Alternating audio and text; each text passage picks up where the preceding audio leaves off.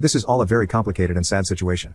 About 4 years ago, my wife and partner of 8 years passed away due to complications after the birth of our second son. I, 28M, was deployed at the time and completely devastated. After flying home, I felt that nothing would make me happy again. My sons, 6M and 4M, are great, but overwhelming, so I asked a sister of one of my Marine buddies, Cass, 24F, to help out. She had been friends with my wife, and she agreed in exchange for a place to stay. At the time, Cass was only 20 years old and in quite a bit of debt due to her extremely abusive ex-boyfriend, whom she had finally left about 3 months earlier.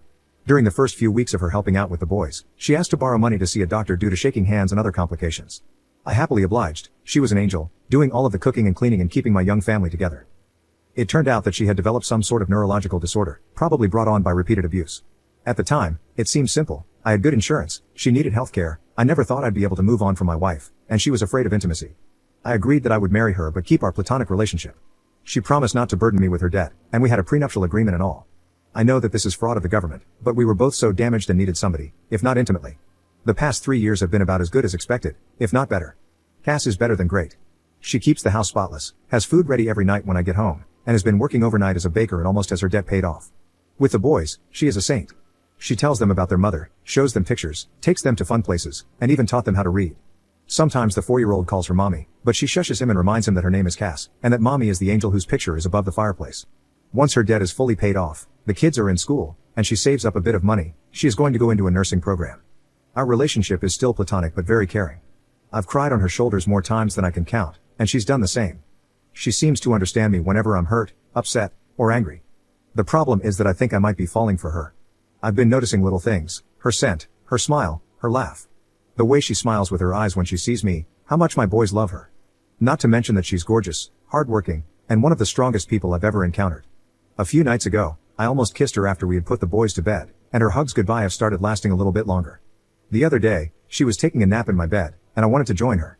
Not in an overly intimate way, but just to lay with her, and hold her, and maybe even kiss her. I don't know what to do or how to even bring this up.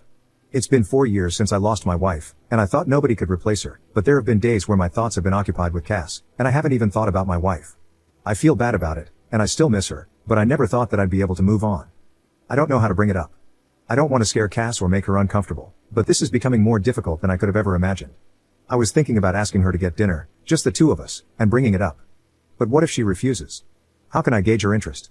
If it means anything, the other day she was having a hard time with the boys, so I brought her home some of her favorite flowers. She was extremely giddy and gave me another lasting hug, and then she gave me a quick kiss on the lips. I was taken aback, but she pranced around, finishing dinner and putting the flowers in a vase. What does this mean? Edit, screw it, I've called her favorite fancy restaurant and made a reservation. Her brother, Joe, said he could watch the kids. I'm going to tell her how I feel during dessert. Update 1. Last night was really hectic at first. So we got to the restaurant pretty early, but luckily they had a table. She ordered wine, and we made small talk for a while. It seemed forced, and I knew that I had to tell her soon. So, before the entrees even came, I said that I had something to talk to her about. She didn't smile and told me that she already knew, and that Joe had told her. My heart almost stopped beating at that moment. I hurriedly told her that I was so sorry, I didn't want her to find out that way, and that I wanted to tell her myself. She shook her head, frowned, and said that it was okay, she just wanted me to be happy, and that I deserved it. I told her that I didn't want to stress her out or make her uncomfortable, but I just needed to tell her and see how she felt, and that it was completely up to her. She gave me a look and said that it actually was up to me, and just to do what made me happy. She said that she was probably going to move out after her program ended, and promised to stay out of the way until then. It was then that I realized something was a bit off, and asked what Joe had told her. She said that he told her I wanted to take her out to dinner to tell her that I had started developing feelings for a girl, and wanted to ask Cass if it would be okay if I asked this girl out. It was then I realized that Joe had set me up for the most climactic pickup line ever to exist. Our entrees came, and I explained that, yes, I had started developing feelings for a girl, I just didn't want it to mess up what we had. She said that it wouldn't mess anything up, she still loved the boys and would take care of them in the house. I continued to then explain that I wasn't going to ask the girl on a date though, and she asked incredulously, why not? Then I dropped my smoothest line I've ever dropped. Because I'm already on a date with her. She gave me this look, then she looked away, smiled, and shook her head and asked, really? I nodded and told her that I cared about her more than anybody else, that I loved our family, and that I had fallen in love with her. She then took a drink of wine, rolled her eyes, and said, about effing time. I'll never forget what happened next. Maybe it was a faux pas, but I leaned across the table and kissed her, accidentally spilling her wine, but neither of us cared, and we kissed for about a minute. After leaving the restaurant, we got ice cream and sat around and kissed some more before heading home. Joe was sitting on our couch, watching one of those VH1 dating shows with a crap-eating grin on his face. Cass ran in, screaming at him that he ruined everything and that she was going to have to move in with mom now. We let him believe it for about 5 seconds before bursting into laughter. He shook my hand and told me that the boys were sleeping and left. I picked Cass up, kissed her, and carried her to my room where we made out for like 2 hours and snuggled the heck out of each other. She isn't ready for anything else, but emphasized yet. I'll give her all the time in the world.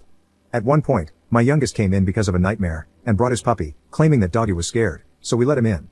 I woke up early to make everyone breakfast, and am about to go and kiss my wife goodbye, and ask my boss for the second part of the day off so that I can spend more time with her while the boys are at school. Update 2. My day has been crazy. Everything has been going wonderfully lately though. It was somewhat strange at first explaining it to our friends and family, but most of them had already caught on, including my sons, who act as if nothing has changed. I'm pretty sure the little ones knew the entire time. Anyways, last night I came home, and Cass was out of it. I asked her what was wrong, and she told me that her ex-boyfriend got parole last week. I was flabbergasted since she should have been able to testify at his parole hearing. Apparently, the crime that he was incarcerated for was unrelated to the abuse, which I had always assumed was the reason, but Cass had been assured it would put him away for a decade at least, and had been far too afraid to testify against him or press charges. Apparently, he'd been arrested for this felony, and when he was being held, he asked her to post bail, but instead, she asked my first wife for help moving out and moving on. She knows that she should have gone to the police, and is guilt-ridden and upset about it now. I know that she's going to be safe because if he tries to even contact her, I'll take legal recourse to make sure that he doesn't so much as touch her. I've taken off work today, but promise that even when I go back, I'll have my buddies stopping by throughout the day. I don't know how to make her feel safe, but I've contacted my lawyer about filing a restraining order, and he said it shouldn't be too hard, but she's a mess. I just don't know how to make her believe that she's safe. I doubt this piece of trash will come around, but you never know. Update 3. First of all, I would like to apologize for not keeping you guys updated, and I realize that a lot of you really care about how my life is going with Cass. The answer is pretty well now. Things got tough for a while when her ex was released from prison last year. She was so afraid that he'd contact her, until he did. I remember that night like it was 5 minutes ago. Somebody rang our doorbell, and my oldest answered. He asked for Cass, and she told the boys to go upstairs and gave me a look, and I knew, but she didn't look scared. Her ex apologized, begged for forgiveness, and asked for a second chance. But she was so brave and told him no, and asked him to leave. He did, and he tried to contact her a few more times before we got an order of protection against him. Last I heard, he moved upstate to live with his dad or something. About 7 months ago, we finally consummated our marriage. The boys are doing great, and Cass got a pretty good job. We're expecting our first child in February and couldn't be more excited, so you could say that life is pretty good right now. Update 4. Sorry for not updating. It was a pretty rough pregnancy, but everything turned out great. Little Therese was 9 pounds at birth, and as bald as I am. She's way easier than the boys were, she hardly ever cries and is the most photogenic baby ever. Our youngest son is completely smitten and always tries to help, and it's less cute than you think. Other than new fatherhood, there's not much to update. I'm home watching the baby today while Cass is out, so I should be around for a while.